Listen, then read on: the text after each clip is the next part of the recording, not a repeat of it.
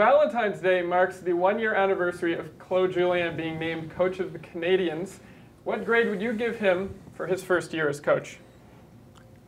I think you have to give him an F because he failed. They're not making the playoffs. It's not like they're fighting to get into the playoffs. There's nowhere in the playoff picture. But I look at this as a group project. So on group projects, you get the same grade.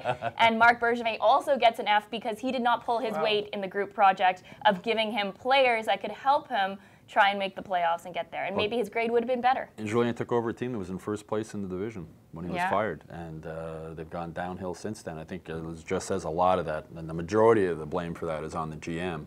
But Claude Julien was brought in a little bit as the savior. You know, he was going to be the new guy and everything. You know, it was P.K. Subban's fault and they got rid of him. It was Michel Therrien's fault. They got rid of him. It was just, you know, everybody's fault. And at some point, the GM needs to look in the mirror and say, it's my fault. But, you know, Claude Julien, I agree, has to have an F because this is a team. He took over a team that was going well and, you know, they didn't play in the playoffs. They got bounced in the first round. They're not going to the playoffs this year. And there's no reason to, unless what happens at the trade deadline, there's no reason for optimism next year. This team needs a major rebuild.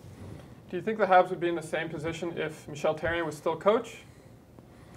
Yeah, again, I think it comes down, you can't make chicken salad out of chicken. So is that an F for you, Chris? I'm not grading anybody. Okay. Listen, the expectation he was going to come in here and I guess work wonders, but we're just talking about personnel. You know, when you don't have the personnel, I don't care who you are, you're not going to get much out of them. Okay. You know, I wonder also how much Claude Julien's hands are tied by the GM, because I've mentioned this before in this show. I've never heard of a new coach coming into a team and not changing any of his assistants.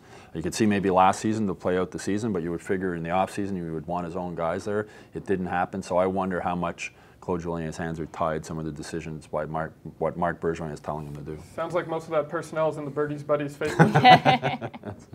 Go to hockeyinsideout.com right now and check out this week's full episode.